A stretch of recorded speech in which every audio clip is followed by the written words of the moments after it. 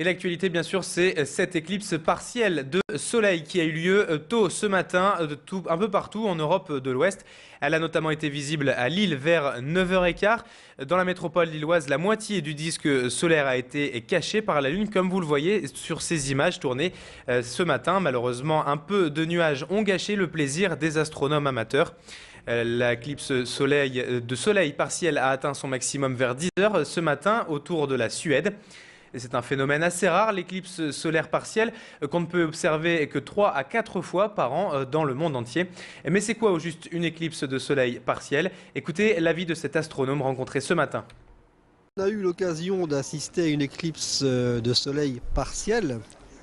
C'est-à-dire que c'est une occultation du soleil par la lune, partielle parce que il n'y avait qu'un petit 70% du soleil qui était occulté par la lune. Alors c'est dû à notre position ici géographique sur la Terre, hein, la manière dont nous sommes placés. On ne peut pas avoir toujours une éclipse de soleil totale, malheureusement. Et donc une bonne partie, je vous dis, 70% du soleil était occulté. Il y a en ce moment le phénomène suivant, c'est que la Lune est au plus loin de la Terre, donc elle paraît plus petite, hein, ce qui contribue aussi à faire en sorte que le Soleil ne soit pas totalement occulté. Hein. L'actualité de cette matinée dans la métropole, c'est également cette manifestation qui a eu lieu ce matin à Lille devant le lycée professionnel Lalo. Une cinquantaine d'élèves de ce lycée professionnel se sont mobilisés contre la fermeture annoncée de leur établissement à la rentrée prochaine. La nouvelle est tombée avant les fêtes de Noël. La rectrice avait en effet annoncé que 25 établissements du Nord-Pas-de-Calais de moins de 300 élèves fermeraient à la rentrée prochaine. Pour le lycée professionnel Lalo, situé dans le Vieux-Lille, la fermeture est prévue en fait dès la fin du mois de juin. Nous avons joint ce matin le rectorat qui nous a expliqué que cette fermeture a été décidée par manque d'élèves. Je vous propose en attendant d'avoir plus d'informations vis-à-vis du rectorat et d'écouter les témoignages de ces quelques élèves recueillis ce matin par Élodie Bernachon. On ne veut pas partir d'ici quoi. Puis on va être séparés des amis donc voilà. Bah ça nous dérange parce que on a une bonne ambiance. C'est un petit lycée où on se plaît bien. Est-ce que vous espérez Qu'on nous voit et qu'on décide de le laisser ouvert. Voilà, tout simplement. On évoque à présent les suites de l'incendie de l'entrepôt du Secours populaire mardi dernier avec pas mal de dommages collatéraux dans les entrepôts jouxtant justement celui du Secours populaire. Comme ici, vous le voyez avec cette inondation dans les entrepôts de la société Yuzu, située en sous-sol juste à côté de ceux du Secours populaire. Vous le voyez sur ces images, les locaux sont complètement inondés depuis une semaine. C'est tout simple puisque les pompiers continuent d'arroser sans discontinuer depuis une semaine pour éteindre tous les foyers d'incendie. Et bien sûr, en attendant que le feu n'est pas complètement éteint, l'entreprise Yuzu ne peut plus travailler, elle a les pieds dans l'eau.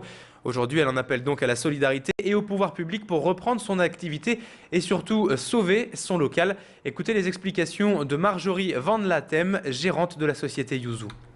L'eau est peut-être polluée, donc en fait ils doivent faire des analyses pour voir si ils peuvent pomper l'eau normalement.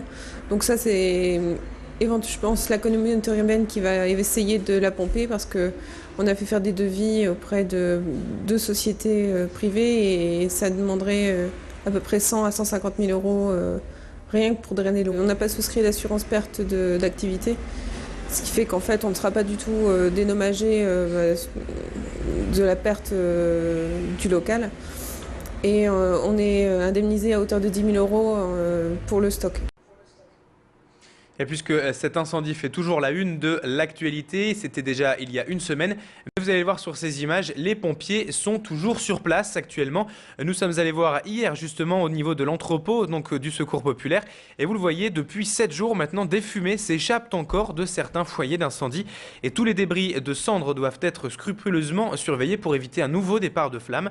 Côté solidarité, les dons continuent d'affluer vers le Secours populaire et tous les comités locaux de la région sont mobilisés pour tenter d'aider normalement les 15 000 familles bénéficiaires de l'association. Écoutez à ce sujet Jean-Louis Calins, le secrétaire général du Secours populaire du Nord. Il était hier l'invité de Grand Lille TV avec Alexandra Gossin. On l'écoute. Le bilan, c'est 6 millions d'euros de marchandises, puisque c'était 6 mois entreposés pour prévoir jusqu'au mois de juin les besoins des gens en produits de première nécessité. C'est vraiment Non, pas du tout suffisant, parce que rien que pour la distribution du mois de janvier, on vient de l'estimer à 1 784 000 euros. Aujourd'hui, on en est à près de 400 000 euros de collectés, qui est déjà une réussite. C'est super, cet élan de générosité, mais ça ne suffit pas encore pour pallier au mois de janvier.